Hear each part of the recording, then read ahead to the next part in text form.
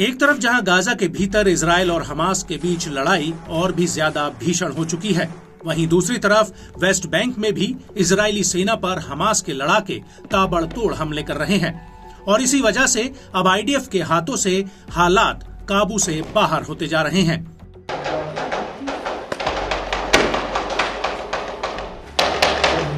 पहले गाजा, फिर उत्तरी इजराइल और अब वेस्ट बैंक। जी हां, इजरायली सेना चौतरफा हमलों से बुरी तरह से बैकफुट पर आ चुकी है।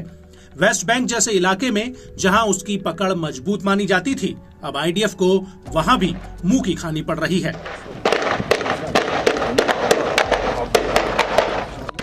दरअसल आईडीएफ वेस्ट बैंक के दक्षिणी टुबास के अल-फरा कैंप से बाहर वापस लौट गई है। यहाँ पर अल-अक्सा ब्रिगेड ने इजरायली सेना के ऊपर आईईडी ब्लास्ट से एक बहुत बड़ा हमला किया था, जिसकी वजह से आईडीएफ को भारी नुकसान हुआ है।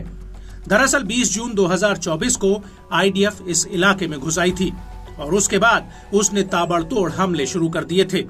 लेकिन इन हमलों के बीच वहां मौजूद प्रतिरोधी लड़ाकों ने आईडीएफ के ऊपर हमले करने शुरू कर दिए थे, जिसकी वजह से इजरायली सेना मैदान छोड़कर भाग खड़ी हुई। वेस्ट बैंक रेड को लेकर सोशल मीडिया पर कई वीडियोस भी वायरल हो रहे हैं, जिसमें आईडीएफ के वाहन पीछे हटते हुए नजर आ रहे हैं।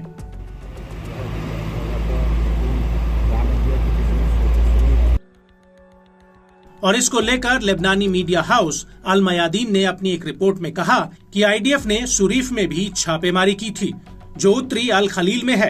बड़ी बात यह है कि इस पूरी छापेमारी के दौरान इजरायली सेना एक बार फिर से डॉक्टर अजीज द्वेक को उठाकर ले गई थी। आपको बता दें कि अजीज फिलिस्तीनी लेजिस्लेटिव काउंसिल के मुखिया हैं। आईडीएफ ने उन्हें उनके घर अल खलील से कुछ दिन पहले भी उठाया था, हालांकि उस वक्त उन्हें रिहा कर दिया गया था।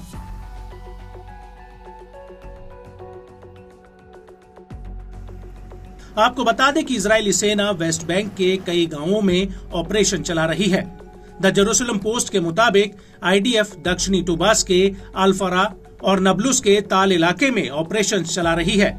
इन इलाकों के अलावा ऐसी खबरें आई हैं कि आईडीएफ उत्तरी जेरूसलम के उत्तरी कलांदिया में भी प्रतिरोधी लड़ाकों के खिलाफ ऑपरेशन चला रही है। दरअसल आईडीएफ की रणनीति है कि वो गाजा में चल रही जंग का असर वेस्ट बैंक पर नहीं आने देना चाहती, क्योंकि अगर ऐसा हुआ तो उसके खिलाफ वेस्ट बैंक में भी एक बहुत बड़ा फ्रंट खड़ा हो सकता है। और यही वजह है कि आईडीएफ लगातार वेस्ट बैंक के तमाम शहरों में छापेमारी कर रही है।